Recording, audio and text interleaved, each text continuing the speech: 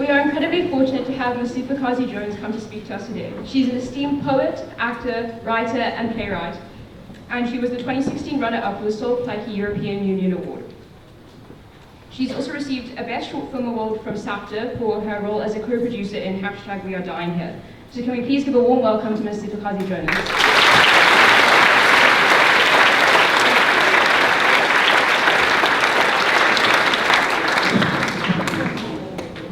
So much, and good afternoon. How's it? Good? Surviving. That's all you can do in life. Survive. Alright, let me start here actually, because I like to go straight into the deep end. And this is safe space, so maybe the English and Afrikaans teachers can just close their eyes if they're here. Okay, but who hates poetry? Okay. Now it's no longer a safe space for me.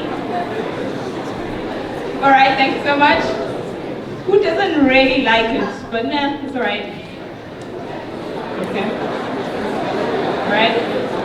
Who likes poetry? Okay. Balance. Who loves poetry? Alright, thank you. I feel like the people who love poetry are being judged. Or is that just me? I felt an energy. A little bit of judgment. Well, I want to chat to actually people that hate poetry. Let me start there.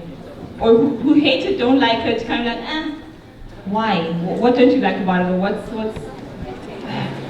Okay, so I'm going to ask hand and then you sort of just project. Alright. So I'll take 4 hands. I'm seeing a lot, but I'll take 4 hands. Right, what don't you really like about poetry?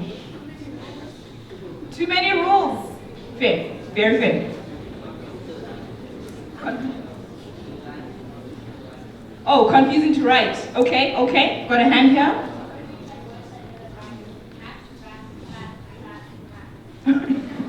So did everyone hear that? So the only words you know that rhyme are cat, rat, fat, mat. Alright, okay. There are a few more, but that's very fair. Alright, let's get these 2 hands. Okay. Generally don't like creative writing. Cool.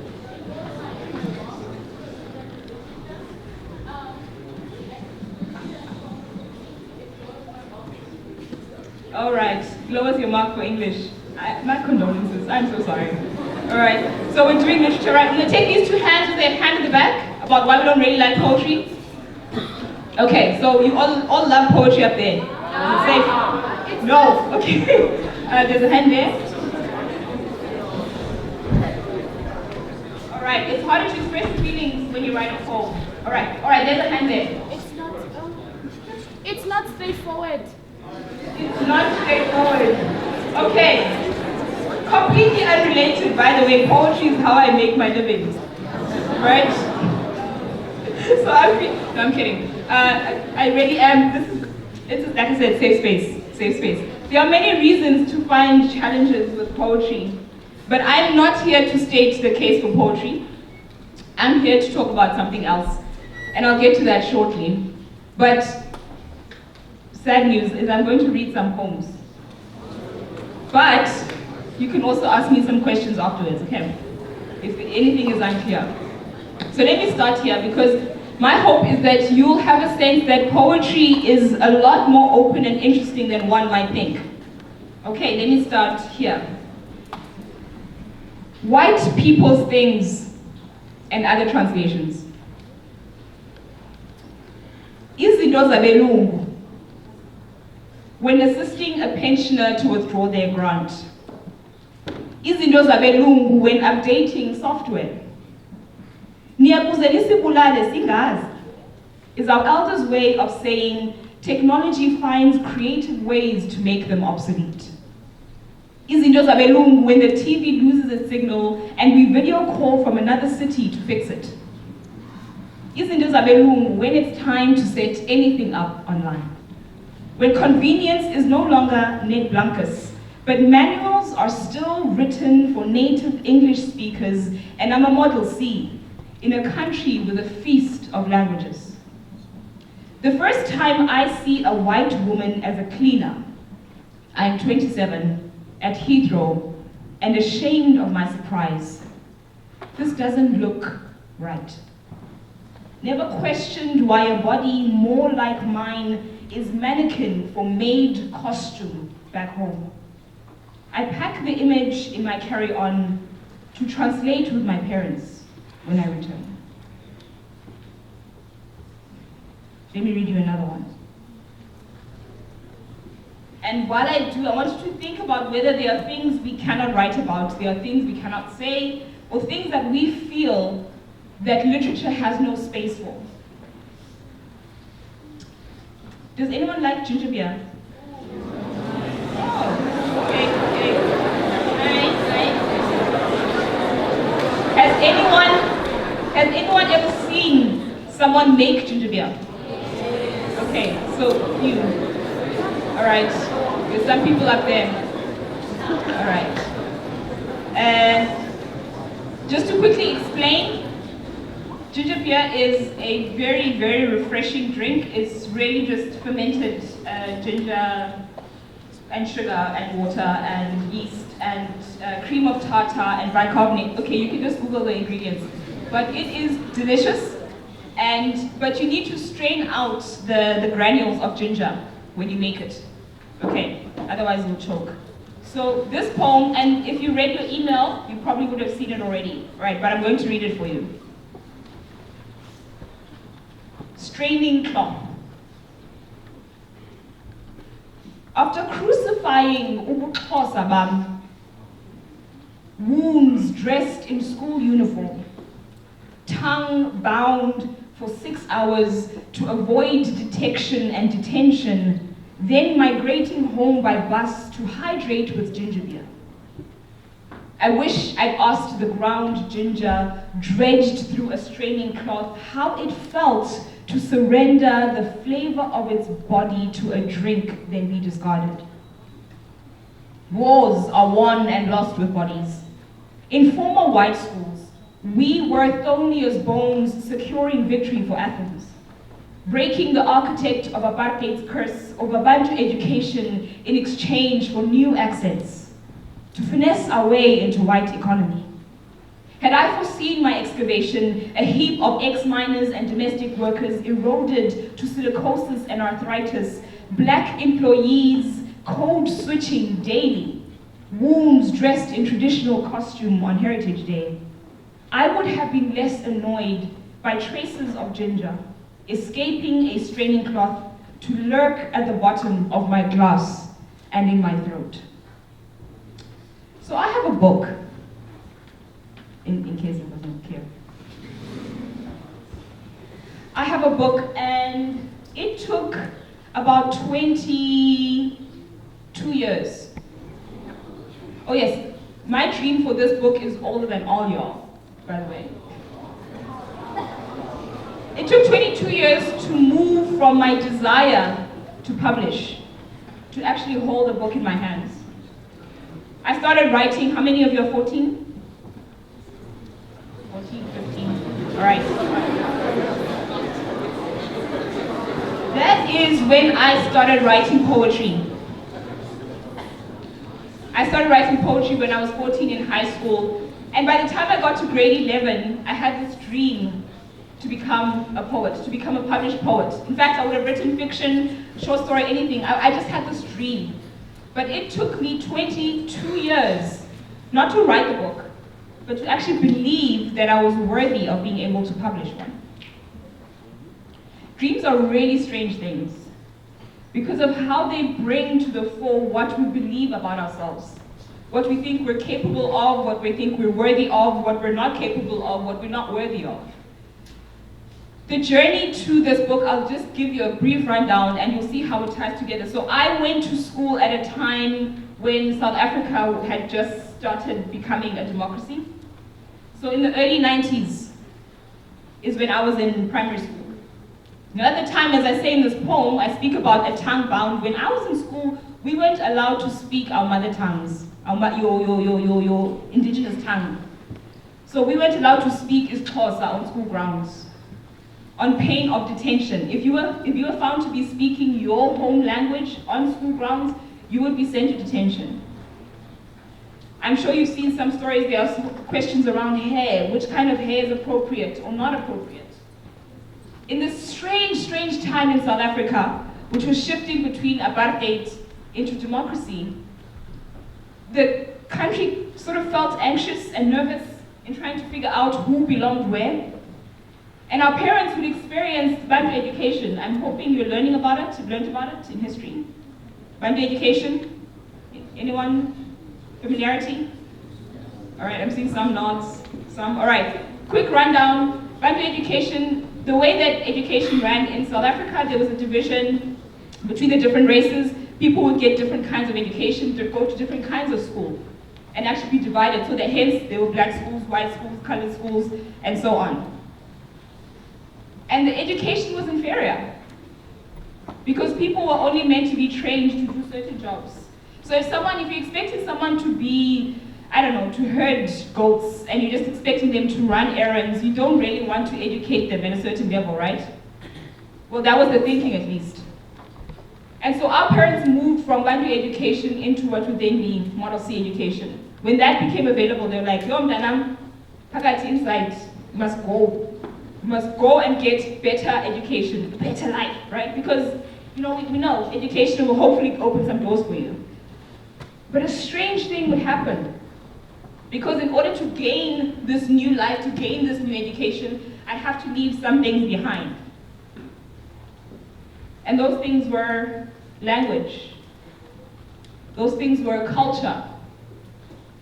Now you can imagine over time, as you take on English and you put this Xhosa aside, what happens when you go to the villages? Woo, that came from the soul. Did everyone hear that who? That is a soul who, okay? When you go home, and here's the thing, this isn't only just about English and Xhosa, this is about Islam, this is about Afrikaans, this is about all the different languages. The feeling of losing your own language, losing your sense of identity, of culture. And then, I know a lot of you all, okay, let me put it this way. Who went on holiday for the festive season? Okay, awesome. Now there's a saying that say, most black people in South Africa don't go on holiday, they go home. All right? Because generally your family comes from the rural areas, not always, but generally there's you have extended family that still lives in the villages, that still lives on farmland, right? Now they were not speaking English. There was no running water, there was no electricity, there was all of these things that we take for granted. So the feeling, just picture it with me for a second. The feeling of being at school and being forced to set aside the way I communicate with my parents in order to gain this new language and this new sense of identity. First of all, the alienation and division it created at home, but further, when you go back to the rural areas, and now it's just like, listen, I hear you, okay, but I don't know how to respond. Because I've lost this thing that I was given, that I had to put aside. I'm speaking about language, but is there anyone that can sort of relate to this feeling of moving between different places and feeling like in this place I can be like this, but when I go here, I can't be this person. I can't feel like I quite belong here. And here's the truth, maybe spoiler alert, thank you so much, I can see people are relating. I mean, it can happen right here in the city. I'm gonna be real, can I be real? Oh, I need some more consensus today. Can I be real? I'm sure there are people who have experiences here. Let's say, for example, they live in the flats. And maybe they have to take a bus to come to school, I don't know. But the feeling of shifting between here at school and going home are very different feelings. Very different way of navigating who they are, who they feel. Like, can I bring my accent to school?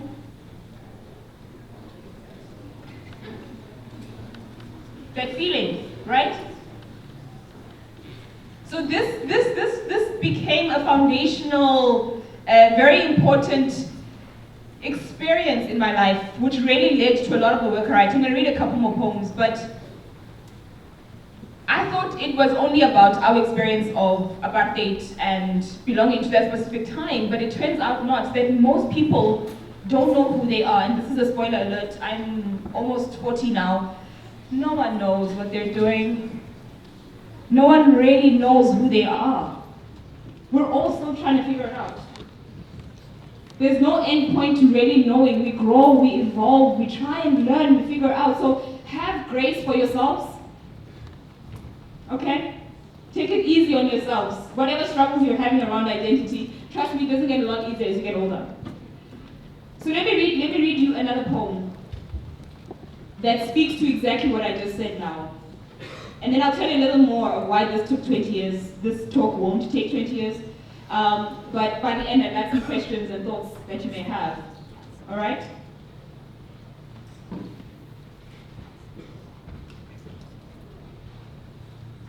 Inoculation.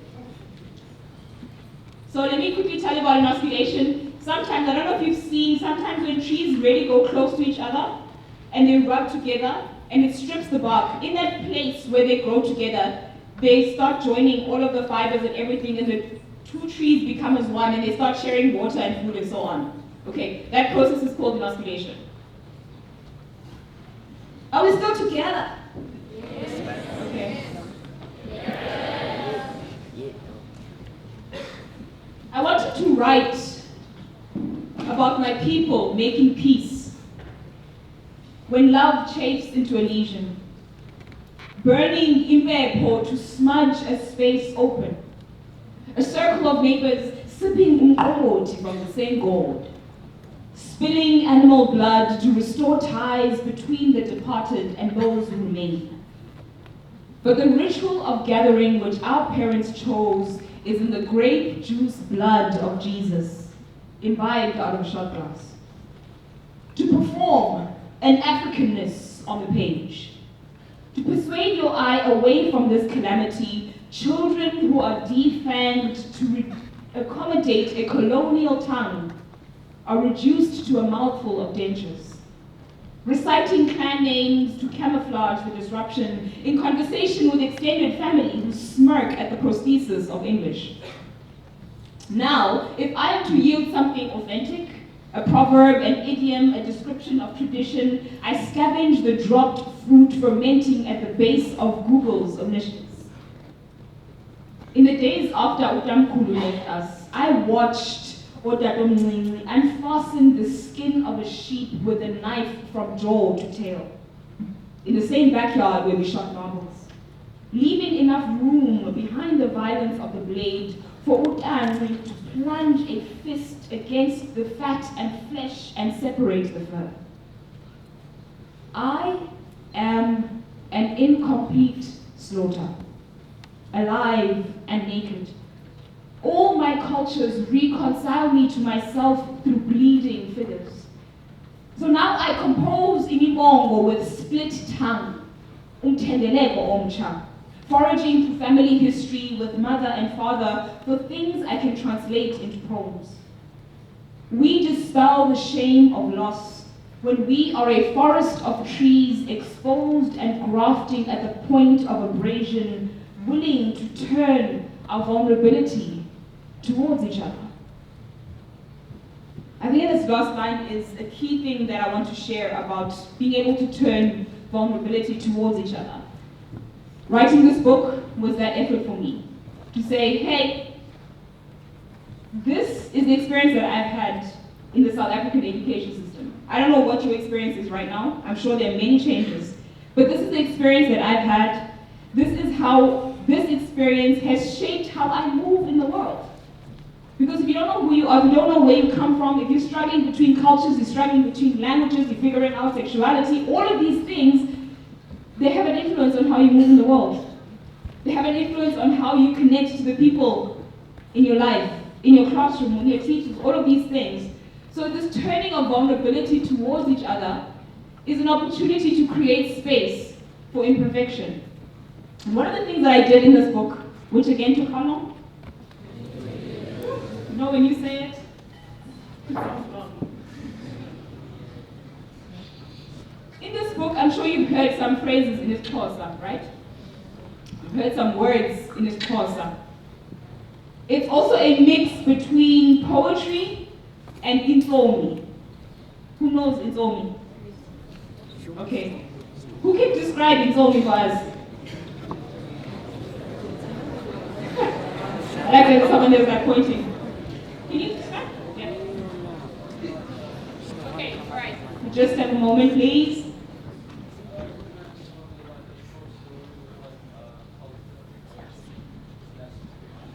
So I heard short story content. And this is behind it, correct. All right, anyone wants to add to that? Okay, that's really great. So Intsomi it's almost, the closest thing you would probably think about is a fairy tale, right? So it's been called a folk tale. It's a traditional, it's a Xhosa way of storytelling. And usually it is a wild world. Many interesting magical things happen in there. And it always holds a kind of lesson. So this book mixes that traditional component, right, of Xhosa storytelling, as well as poetry, to create this kind of mixed masala, sabuchagalala, of cultures, of belonging. There's a little bit of a slight reference to Shakespeare. One of the characters in Intsomi is Prospero. I don't know if you read it, not sure which really, but if you know The Tempest by Shakespeare, Intsomi has a little bit of Shakespeare in there. So it feels like putting things in a blender, and out emerges this beautiful, hopefully beautiful mix of thinking about where I come from, the things that make me who I am. Whether it's Bible verses here, it is a little bit of South African history here. There's a poem about Sarah Bachman and the Statue of David, and if you want to figure out how those mix, you'd have to read the book. But in this book, what I hope to bring is a feeling of everything that you have to offer, about where you come from, about where you are now, about where you belong, about your culture, about your language, about your family history, is worth bringing into the world. It is worth bringing everything of who you are wherever you go. Not feeling like you have to leave your accent at the door in order to be accepted more. Not feeling like you have to leave where you come from, or edit and erase and just Photoshop your history in order to find a sense of belonging. But everything that you bring, everything that you have, is worth sharing. It is part of your story. And so to those who, like poetry-ish, what I've done in this book is to show, and I'll share just one or two more poems, and then a little bit of Intsomi, because I feel like everyone should experience Intsomi in some way. It is a wild, wild adventure. But my encouragement to you is bring yourself, all of who you are, into your room. All of who you are into the work that you do, the conversations that you have. The world needs that, not photocopies. We need you. We need you. We need to hear the story that you have to tell. And so for those who are already creatives, who are writers, who are filmmakers, who are actors, what else? What other fine arts? What else are we doing here? What kind of creativity is here in the school? Drama, visual arts. What else? There's the AVT, music. Anything else? Other creative things we do outside the school? Got it. Arts and culture. All right, so you've given us the umbrella. We can break it down just a little bit more. So arts and culture, yeah. Sculpture. All right, anything else? I'm not hearing much from the gallery. Are we not doing creative things? Creative writing, thank you. Anything else? Are there any content creators?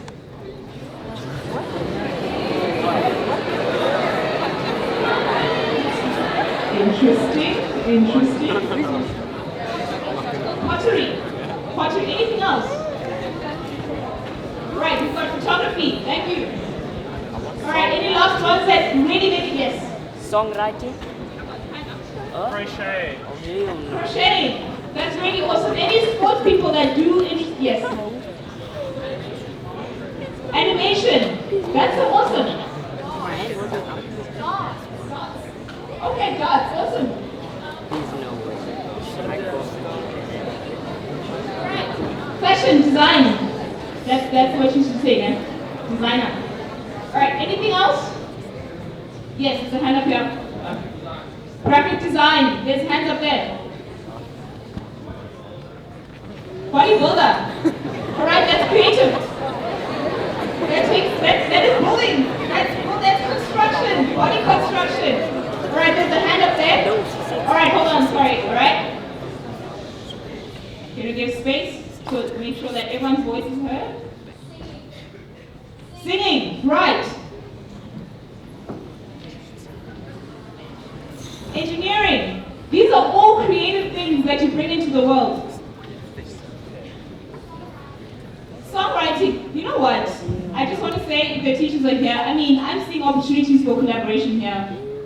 There should be like, I don't know, Westerford TikTok account or YouTube, whatever. There are amazing things happening here, and they need to be seen. They need to be told from your perspective, from where you come from, because there's always an audience for that.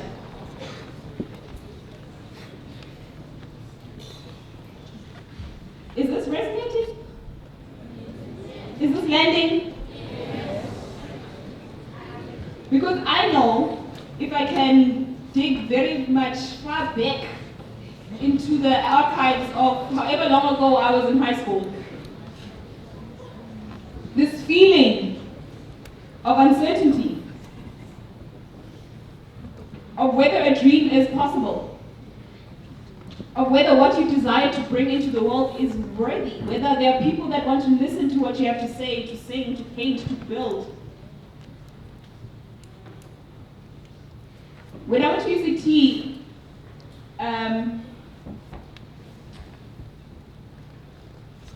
my first year was in biotechnology, for any scientists among us. The reason I registered for biotechnology is because when I had the conversation with my parents, hey, I want to go study drama, they're like, you're not going to make it, Lorraine. Sorry. So the closest thing I could think of was science. Don't ask, it's a big jump, I know, but it was like my next base mark, okay? And someone I knew did it, so I was like, okay, let me try. I figured out by March of that first year that I made a mistake. And for the first time in my life, I failed. I hadn't failed throughout okay. I did fail accounting. Thank you.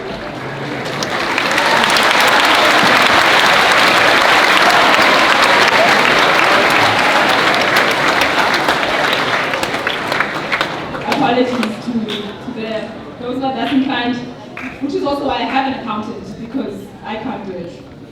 I failed accounting, but I failed the whole year of my first year at university. I only passed my elective.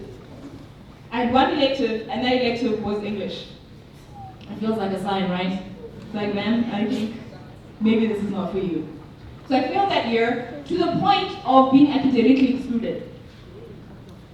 Now imagine being like in the top 10 of your school, etc. Now you get your first year, crash out completely, failed, and having to convince your parents they should allow you to go back. You have to now appeal. Oh, so what had happened was I should have never been here. It's not a sufficient appeal, right? So it had to take quite a conversation. Thankfully, they allowed me to go back, and I registered for a BA in English and Drama. And then, I was like, oh, okay, this is where I belong all along. Worked hard, got through it, and while I was there, I was convinced. Now, I've been writing since high school, as you know, but then someone said something like, I sent a poem in, I think it was around first or second year, I sent a poem in, and then the feedback they gave devastated me so much that I was like, I know, I'm grand, like, I'm fine, I'm good, it's okay. So I sort of stopped writing for a while. And then, but I continued, I thought, okay, and one of my lecturers was like, you'd be great in academics, you should probably look at that path. I was like, yeah, anything at this point, I'll take it. And I went down that route. But then I discovered spoken word, right? So on YouTube, you see people performing, it's amazing, you're like, ooh, you know what's the snap? You know the snapping, yeah. So first got on YouTube like years ago. And you're like, okay, yes, I think I can do this. I'll keep that story particularly short. Then I went on, did my honors, did my masters, And I remember one day, so in this whole time I've just been writing, when I get asked about publishing, I'm like, no, it's fine. I like spoken word, which I love. Obviously, it's given me a whole career. But the truth was that feedback that I received when I was in first and second year had devastated me so much that it took me, and it devastated my self-belief. And I felt like I was no longer worthy of publishing because I couldn't publish, in a certain way, all this sort of highbrow, high art, literature. And I was not that. I was like, me, I'm just Jonas, this is not I don't write like Shakespeare.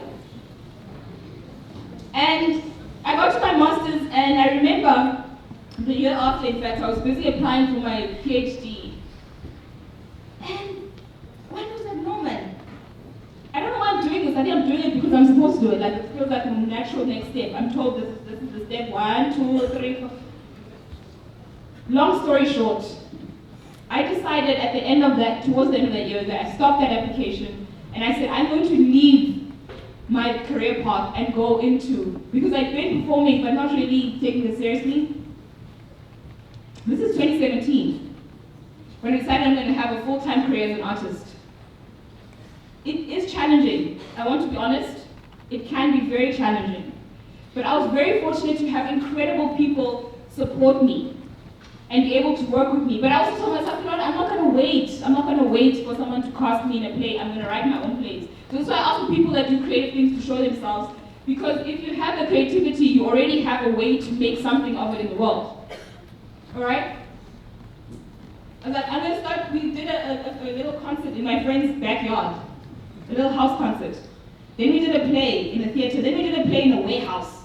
And that eventually ended up in the theater. So on and so on and so on. And these things were building. Sometimes it was difficult. Sometimes it was truly difficult. I have to be honest with you. I said, we're turning our vulnerability towards each other. And there were times when I thought, this is not the right way. But I had this constant conviction. How old did I say the dream was? 22. Then, 2020, we put this, I don't know if some of you would remember, we brought a phone here 2 years ago that we screened. Hashtag we're dying here. There was a stage production version of it. And then what happened in 2020? Nothing? Oh yeah, COVID. Derailed everything.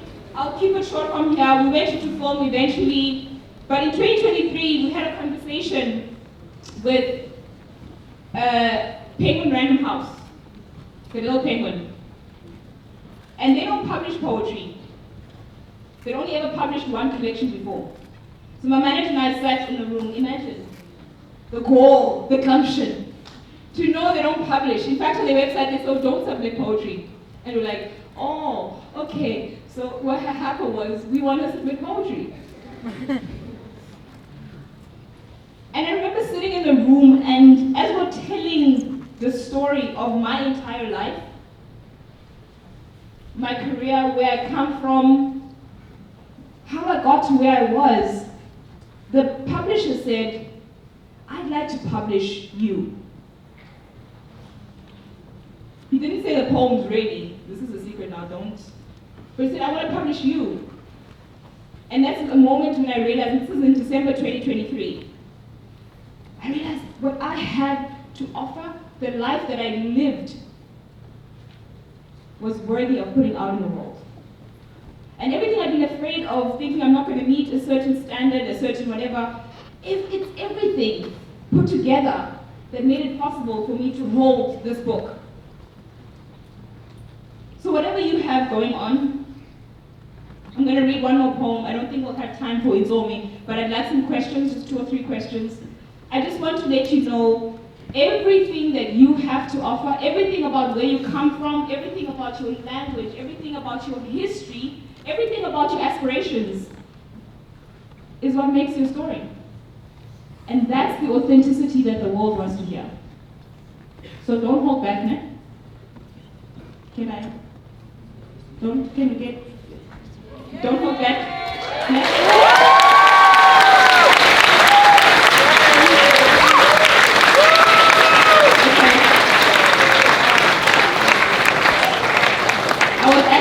Thank you, but I was asking for hands of who's committed to not holding back, but yes, I love the applause. commitment to yourself.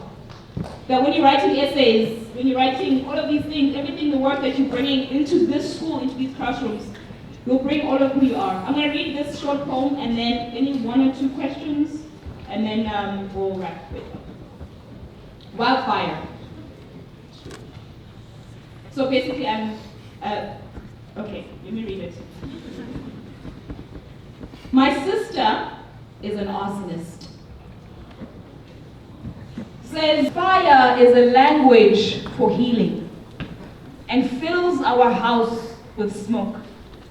We are fynbos cracked open by heat, waiting for conflict to cool at the dinner table. Picking new seeds out of the ash, she questions the old ways of doing things, the pantomime of peace which families perform. See, there's always one born wildfire, sometimes fanned, and sometimes smothered. So don't be the one that smothers your own flame. Thank you.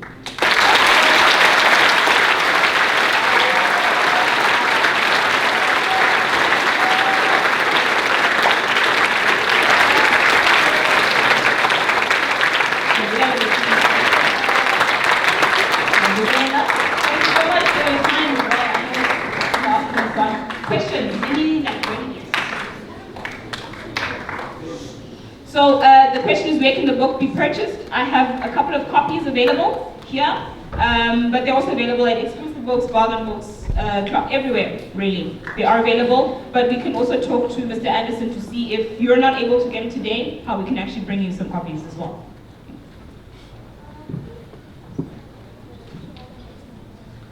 The question is, where did I come up with the title of the book? So it's in the story. I'm not going to spoil it, but there's a journey that the character Oli goes on that's connected to the river. By the way, the river's alive. All right, yes, so it's in here. But it's also about, I will say, it's also about this feeling of everything that that is dammed up inside of me, that the work of writing creatively was a flow. It allowed me to kind of express everything that I've been feeling and created a kind of internal flow that I'm now sharing with others as well. But it's in the book. Okay, there's 2 hands up there. I'm going to start with the hand in front. So I was wondering how you went about choosing the poems, or did you write the poems specifically for the book? So the question is how I chose the poems that are in the book, whether they were written specifically for the book or if I chose existing poems. So it's a mix. There are existing poems which I reworked that I've been writing sort of over a number of years, I think as far back as 2015, 2016, that I reworked heavily with my editor, and then some were written specifically for this book because of what I wanted to say. I worked with an editor, so that's a very important person. If there are any of you who are really good with language, with linguistics, with attention to detail, you might consider a career in editing. They are truly the backbone of writing. But yeah, I hope that answers the question. And the story is new though. Yeah. There was a hand, yes. Who or what would you say is your biggest influence? My biggest influence? Oh goodness. That's a hard one because I have different influences for different things. One of the books that really made an impact on me during my undergrad was Muhudi by Saul Blakey, who does a kind of similar work as combining oral storytelling with fiction, for example. So for him, it's a novel. It was the first, I believe, the first published novel in South Africa by a black writer. So Muhudi is a book that I read over and over. I listened to recordings of Insomi by a woman in 1975 in South Africa that we recorded that are available on an online archive. And I spent weeks listening to her voice telling Insomi. So she's Masithathu Zenani, she's one of my biggest influences as well. And then Barbara Streisand. For reasons we can discuss after. Anyone else?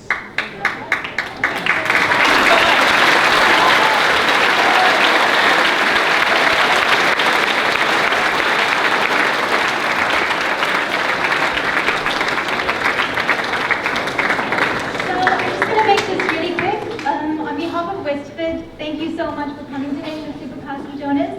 I'm sure many people really enjoyed your talk today, and hopefully some of you who were hating poetry now love it. Thank you so much.